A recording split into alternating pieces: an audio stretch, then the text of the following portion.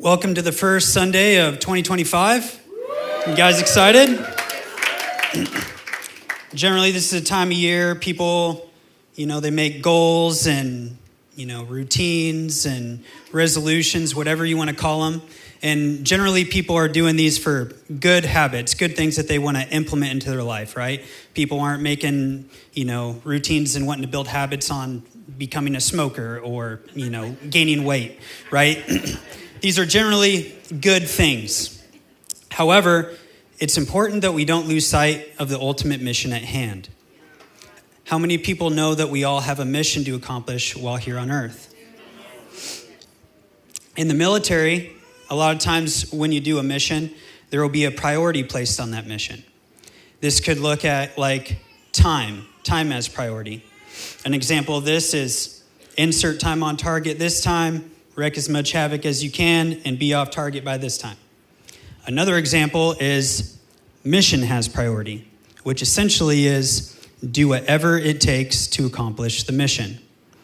And that's what the title of this morning's message is going to be, is mission has priority.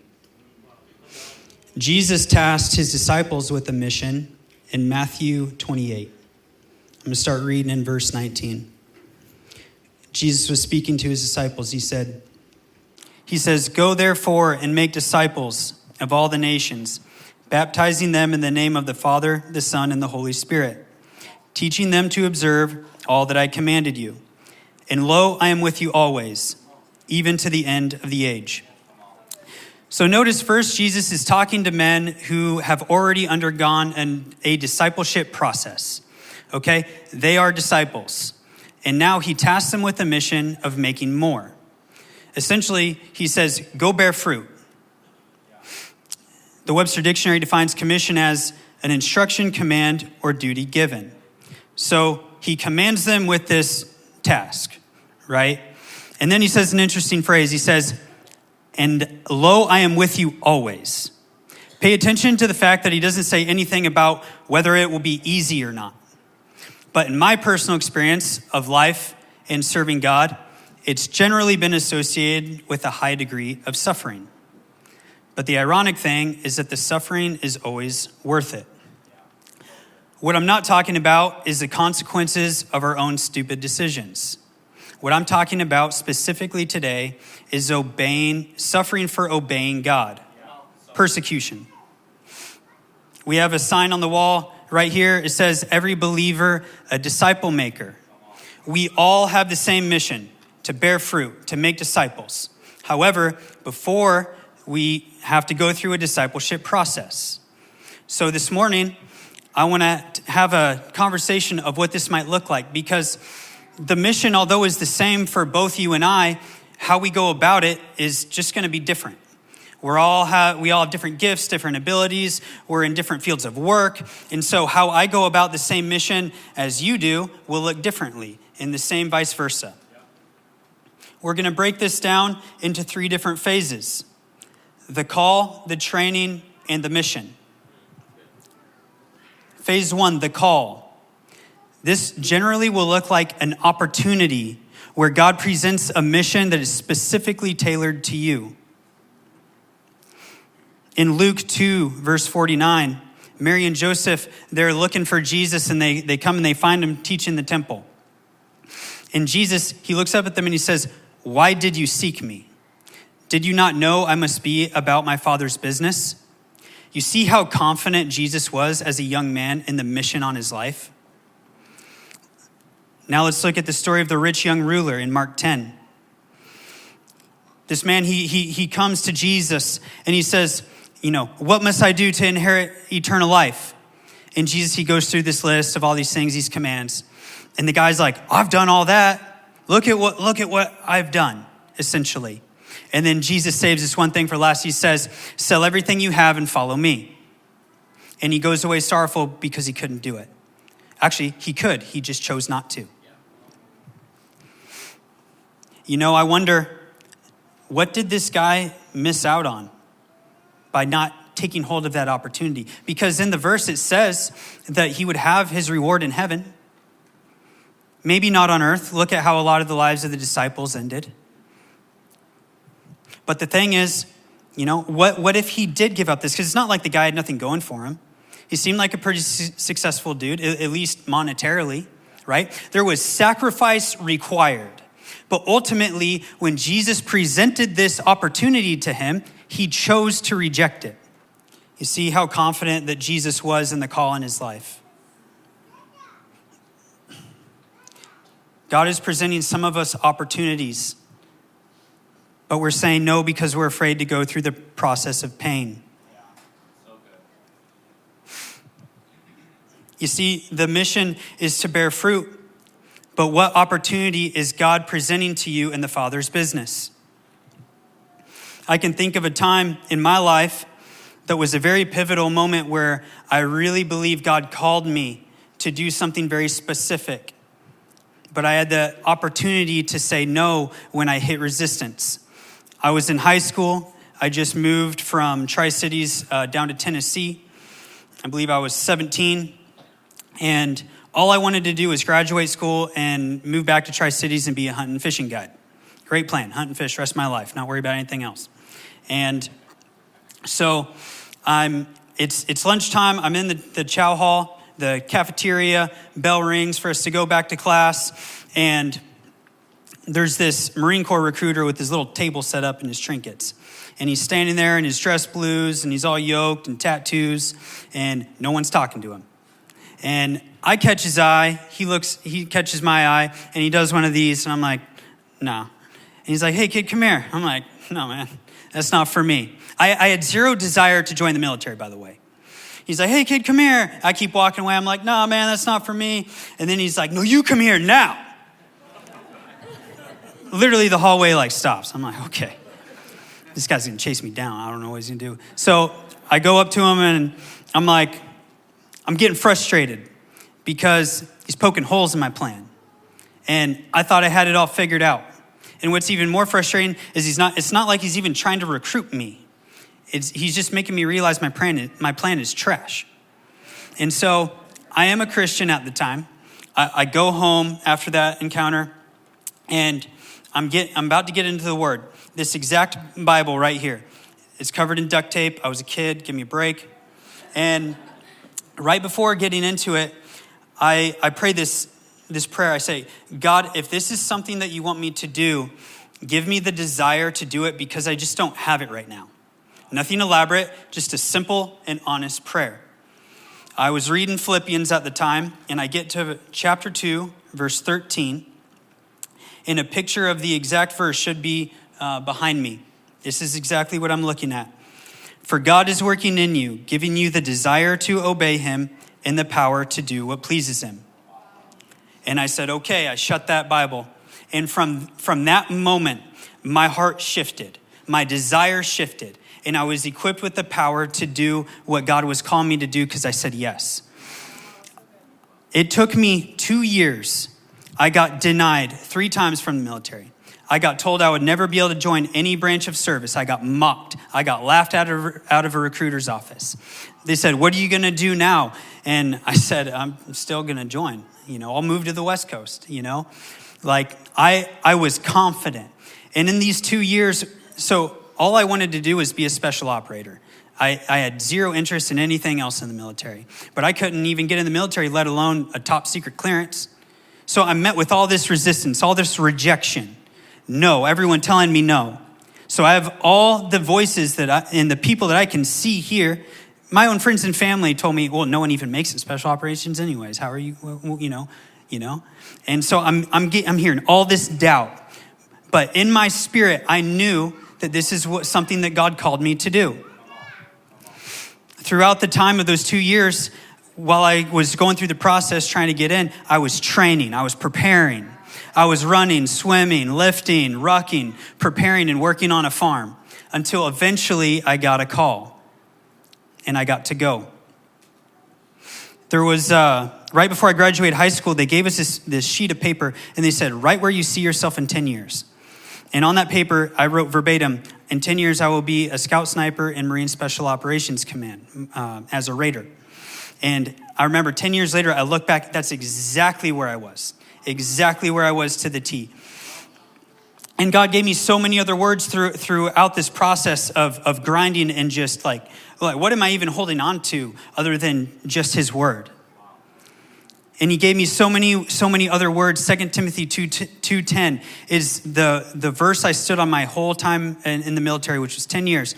And it said, "For I am willing to endure anything as long as it will bring salvation and eternal glory to those Christ has chosen." So during this process, he made it very clear to me, this is gonna be tough. There is gonna be a lot of suffering involved. However, there are dudes that I want to bring you to, that I want to use you to go and to speak into their life. If nothing else, to be there for them. When I was there in the teams, I wasn't preaching to all my friends. I was living it. I was doing my best, right? And so this was part of this process. See, God will often call you by presenting an opportunity to you, but the choice is yours to accept that mission or to quit before the training even starts. Esther 4:14. "For if you remain completely silent at this time, relief and deliverance will arise for the Jews from another place. But you and your father's house will perish. Yet who knows whether you have come to the kingdom for such a time as this?" God is presenting some of you opportunities, but you're saying no because you're afraid to go through the process of pain. If you want to go on a wild ride, say yes to God. If you want a boring life, stay complacent and stay comfortable. He will find somebody else. The reason is because your no is somebody else's yes. Me standing here right now is only because I've said yes to God's call. And I'm not talking about on the stage. I'm not talking about the military. I'm talking about daily laying down your cross and serving God. This adoration to the King. This posture of reverence. The mission is specifically tailored to you. 1 Samuel 15:22. "So Samuel said, 'Has the Lord as great delight in burnt offerings and sacrifices as in obeying the voice of the Lord? Behold, to obey is better than sacrifice.'" A lot of times we want to compare our lives to other people, but we don't know, their level of obedience. It can be easy to judge people from what we see. But we have no right to complain about the lack of God's blessings or unanswered prayers if we're not willing to be obedient to what he's already asked us to do. It's just like voting. Don't vote, don't complain. Don't be jealous of somebody else's blessings if you're not willing to put in the work yourself. Because oftentimes all we see is the end result. Their Instagram life, their highlight reel, the things that are out there for us to see. You didn't see the road of suffering that they went through to get to where they're at. The road of crushing. It can be easy to want recognition in public for battles that we never fight in private. A lot of people want a platform, but they're not willing to count the cost to be truly effective. I'm talking about being real, being genuine. Where are you actually at? Every person sitting here and hearing this is for a reason. As long as you have breath in your lungs, you have a mission to accomplish. And the mission is to bear fruit. John 15:16. "You did not choose me, but I chose you and appointed you that you should bear fruit and that your fruit should remain. That whatever you ask the Father in my name, he may give you." He chose you and he appointed you to bear fruit. The curveball is we all have our own free will, because when you reject suffering, oftentimes you're really rejecting blessing. Look at what the rich young ruler was presented with. Ultimately, he chose to reject it. So let me ask you, church, are you about the Father's business? That brings us to phase 2, the training. If you are about the Father's business, then you'll be willing to go through the process. And the process is discipleship. Discipleship is the training grounds. There's a phrase, train like you fight. When I'm training for a mission, I'm not dropping weight. I'm not I'm training exactly as much as I can possibly for how the mission is actually going to go. Why? Because I want to be prepared for the real thing. I don't want to cut corners in training and then expect I'm just going to rise to the occasion all of a sudden. In sports, they have a similar saying, practice like you play. Training is to prepare you for the fight, so expect it to be difficult. How many people know that there's standards in training? Luke 3:9, every tree that does not produce good fruit is cut down and thrown into the fire. Training is for pruning. You see, there's a lot of things that need to be weeded out during the discipleship process. Many come to mind, but one of them is compromise, because it leads to drop standards and quitting. If you accept God's call, quitting, it's not an option. It's a continuous mission until the day you die. In compromise, it's the killer of reverence. Every time that you compromise, it's easier to compromise and just down and down and down. Remember, mission has priority. It's not about your comfort level. In Proverbs, it says, he who fails in the day of adversity has little strength. Training, it straight up demolishes your comfort zone. It's this posture of reverence of, God, no matter what you ask me, I am down. No matter what it is, I am willing. Job 13:15, though he slay me, yet I will trust him. No matter what happens, I will trust him. And a lot of people, they focus on that first half, but the second half says, but I will still make my request known to you. Although this is tough, although I don't understand this, I will still trust you through it. And it's almost like he's saying, I'm still going to complain. I'm still going to voice my opinion, right? And it's this sense of, I'm going to be real, right? I'm not going to pretend nothing's wrong. This is tough, right? But still, through that process, God, you are good. I trust you. I praise you. Nevertheless, I will serve you. In spite of what he wanted, he still served with obedience.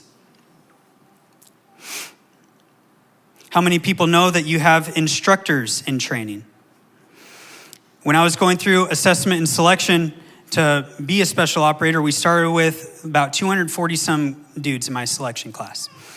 And by the end of it, we ended with about 40 and of guys who either didn't quit or didn't get dropped. And how many people know that the instructors throughout that process, they weren't dropping the standard for anyone so that more people could make it, right? And also this selection was only to start training. It was just like, this is all this is literally the starting point once you get to the end of that. And so the reason that they weren't dropping the standard is because a couple reasons. One, these instructors just came from teams. They have been through everything that I was trying to go through. Okay, they understood what was required of these missions. And so everything that I wanted to do, the standard is here. If I don't make it, I don't have what's required to go to his team. Also, he's picking his replacement. And when he leaves his team, there's an opening. Now he's picking a guy to go replace and cover the back of his brothers. And so these standards, they're for protection. When your mentor reaches out to you, holds you accountable, says, hey man, where you at? You ain't been to life group in a while. Hey, how are you doing in this area? How are you treating your wife? Are you dating her? This, that, the other. That's for protection. It's out of love. If they didn't care, you probably just wouldn't hear from them. And biblically, they're snatching you out of the fire and saving your soul from death. Your heavenly Father is the same way. He's a good and gracious Father. He knows everything. He will be with you through the process. At HungryGen, the process of discipleship, we have a lot of resources, a lot of tools to help. We have life class. You can come and you learn so much and you get built up. There's the retreat, destiny training, and also life groups, getting plugged in. If you're not plugged into a life group, don't leave here until you're plugged into a life group. Because before you can disciple others, you first must be discipled. You want to know one of the main differences between Tier 1 special operators and a lot of the rest of the military? It's their humility to ask questions. Why? Because nobody wants the dude on their team that knows it all. Because he has a limitation to how much he can learn and how far he can really go. But when you're humble enough to receive correction from a mentor, from someone that's teaching, that's there to protect you and to raise you up, really your only limitation is your own willingness and obedience. One of the greatest predictors in these selections of whether a candidate will get selected or not are data points on whether they are teachable and trainable. And that goes along with that humility, because if you come here and they train you and they equip you and you show progression, that who knows how far you can go. I'll never forget something that one of my team chiefs said. We were training in the shoot house. The shoot house is think of a ballistic house that's with bulletproof walls, and all the walls are on sliders, and you can rearrange the rooms and the hallways. And the purpose of this is you go in and you shoot live rounds at targets in close proximity with your team, and it trains you for direct action combat and close quarters battle. And so it's to be taken with the utmost seriousness. And this is the one place that you don't goof around because it's so dangerous, right? And so we're training, we're in the shoot house, and there's a couple guys off to the side goofing off. And my team chief, he hears it and he goes over there and he says, "Some of you just need to see your buddy taken out in a body bag." And I was like, dang. And that has always stuck with me because it reveals the monotony of training. You see, a lot of people, they get so training focused that they lose sight of the battle they were called to fight. Complacency, it kills. Do we not think that our enemy is training, that our enemy is scheming, studying you? People throw around the term spiritual warfare. This is the reality. We cannot take the season of discipleship for granted. Why? Because your mission is coming. Phase 3, the mission. So this is what you train for. In the training phase, it's so vital because it prepares you for when the element of danger is introduced. Missions, they're not safe. They require stepping out and applying your training. Some of us, it's time to start a life group. Time to step out of your comfort zone. Here is out of my comfort zone, but I'm being obedient. Some of us, it's time to lead by example. Show up on time. Actually, show up early. Take notes. Be a leader. Serve. I challenge you to get plugged in. A lot of times it can be easy that once you get through the training and it's like, okay, I'm a life group leader. I've arrived. I've made it. Well, let me remind you in love, we have never arrived. Okay? We're all humans. We're all broken. We all have challenges. We all need help. And the thing is, it can be so easy you've done all this really difficult training and now you're at the mission and you want to just kind of take a pause and rest. No, the reason the training was so difficult is because the mission is not easy. Okay? And so if you get to the mission and you just want to start dropping your pack, it's not going to work. You know, there was this time in real life, we were on a mission overseas. My team, it was nighttime. We inserted on top of this mountain in a helo, and it was wintertime up there, and the terrain is brutal. It's these crazy mountains, and it's made up of all these massive boulders, some the size of this building, a shed, a house, a car, massive boulders. And it's winter, and they're all smooth, and they're all frosted over and slippery. And it's like you're sliding more than walking. And I'm the point man, I'm walking, and I'm up on a boulder that's probably 10, 12, 15 feet, and I have probably 80 pounds of gear on, and I slip. And this is, by the way, about an hour into the mission. And I slip and I fall on my leg, and something cracked. And I couldn't even stand up. And my buddies are waiting on me to lead the patrol. But guess what? None of my buddies came up and were like, John, are you okay? Do we need to carry you or anything like that? They checked on me on the radio, but what I really appreciated is they let me figure it out because they trusted me. And the thing is, when I looked around at my buddies on those missions, we had gone through training together. And they were still there standing with me at the end. They weren't going to quit on me. And so we trusted each other and they allowed me. You see, the movement, even in the mission, was so difficult, but we hadn't even really started fighting yet. Okay? If you give up just on your way, you'll never get to the battle you were called to fight. Some of us were giving up before we're even in the fight. And this can be a sign that we didn't go through the proper training.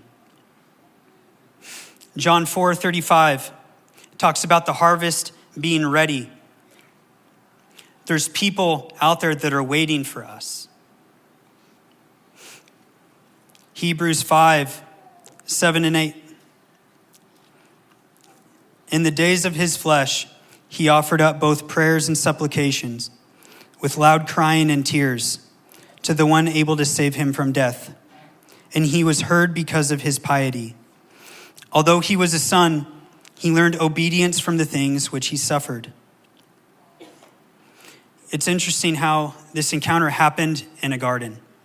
You know, I picture Jesus in the Garden of Gethsemane, you know, a place where things are planted. God has something he wants to plant in you. Will you be good soil to receive it? Another word for piety is reverence. He was heard because of his reverence, this adoration for the king, this deep respect and honor for God. And then it says he learned obedience through what he suffered. We've been talking about obedience. It's synonymous with suffering.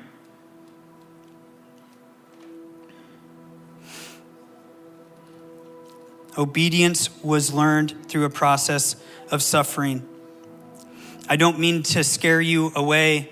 I mean to be honest, because his mission is the best mission for you. I share my story with you because it was hard, but I really loved it. You know, I'm so happy with where God has brought me in life. And when I look around this room, these are the people I'm serving with now. You know? Reliance upon God, it's not a season, it's a constant. Your need for him will remain the same regardless of what you face.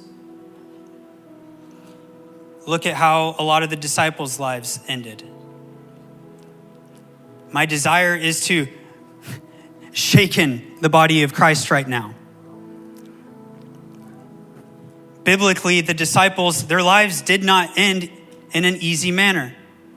Many of them were crucified, stoned, beheaded.